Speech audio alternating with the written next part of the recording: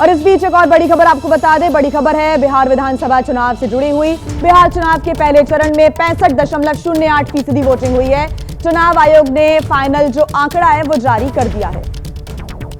अंकित गुप्ता हमारे संवाददाता हमारे साथ जुड़ गए हैं। अंकित, 65.08% वोटिंग एक अच्छा आंकड़ा है ये पहले फेज के लिए वोटिंग का। अंकित, आंकड़ा कहा जाएगा क्योंकि जब पिछली बार जब बिहार में विधानसभा चुनाव हुए थे उसके पहले चरण में 56% मतदान हुआ था और जो पूरा चुनाव का जो मतदान का आंकड़ा था वो 57% था। तो ऐसे में 65% जो आंकड़ा है ये निश्चित तौर पर एक अच्छा जो है आंकड़ा कहा जाएगा। लेकिन यहाँ पर ये साफ कर देना भी जरूरी है जिया कि ये जो आंकड़ा सामने आया है ये एसआईआर की प्रक्रिया के बाद सामने आया है और एसआईआर की प्रक्रिया के दौरान करीबन 69 लाख वोट कटे भी थे। तो ऐसे में अगर हम जो है ये कहें कि सीधे सीधे 9% की बढ़ोतरी हो गई है तो आंकड़ों में तो निश्चित तौर पर वो आपको करीबन पिछले चुनाव की तुलना में 9% की बढ़ोतरी नजर आएगी। लेकिन अगर जितने वोट कटे हैं उस लिहाज से देखा जाए तो ये बढ़ोतरी सीधे सीधे 9% की तो नहीं, लेकिन हाँ जो पिछले चुनाव की तुलना में मतदाता जो जागरूक हुए बढ़े हैं और ये निश्चित तौर पर लोकतंत्र के लिए एक अच्छी खबर है।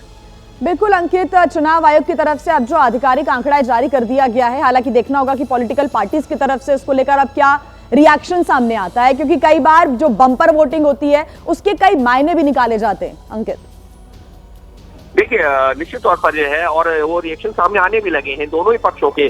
जैसे कि बीजेपी और एनडीए के तमाम नेता दावा कर रहे हैं, चिराग पासवान हो, सम्राट चौधरी हो, उन्होंने दावा कर दिया है कि करीबन 100 सीटों के आसपास जीत रहे हैं। कल केंद्रीय गृह मंत्री अमित शाह से जब मैंने जो बातचीत की है उसमें उन्होंने जो दावा किया कि 160 सीटों से ज्यादा जो है एनडीए जीतेगी। तो और वहीं तेजस्वी यादव का बयान सामने आया कि ये जो पहले चरण का मतदान हुआ है ये जो है बदलाव के लिए मतदान हुआ है। तो हर कोई इसको अपने अपनी तरह से एनालाइज कर रहा है, लेकिन जो आधिकारिक आंकड़ा है ये समय जो 65.08% निश्चित तौर पर ये दिखा रहा है कि लोग घरों से निकले हैं और उन्होंने अपने मत का इस्तेमाल किया है।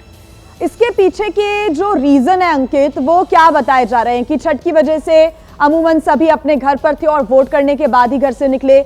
बिहार में बदलाव बहुत जरूरी है, ये भी कई लोग कहते हुए नजर आए थे जब ग्राउंड पर उतरकर आपने लोगों से बात की। तो ये वो वजह हो सकती है जिसकी वजह से लोगों ने बढ़ चढ़कर इस बार मतदान में हिस्सा लिया। अंकित जी, अगर जो है मैं 2-3 फैक्टर्स अगर बात करूं, जैसे आपने जैसा जिक्र किया कि छठ पर लोग आए थे, जी हाँ वो भी एक वजह है क्योंकि जो है छठ एक महापर्व है यहाँ पर और अमूमन जब कोई जो है बाहर से यहाँ पर आता है तो वो 8-10 दिन रुकता है। तो ऐसे में जो पहले चरण का मतदान हुआ है छठ के एक हफ्ते बाद हुआ है तो वो एक फैक्टर माना जा रहा है। लेकिन दूसरी चीज जिसका मैं अभी जिक्र कर रहा था कि एसआईआर की प्रक्रिया हुई है जिसमें जो है करीबन जो है 70 लाख वोट कटे हैं, 69 लाख वोट कटे हैं।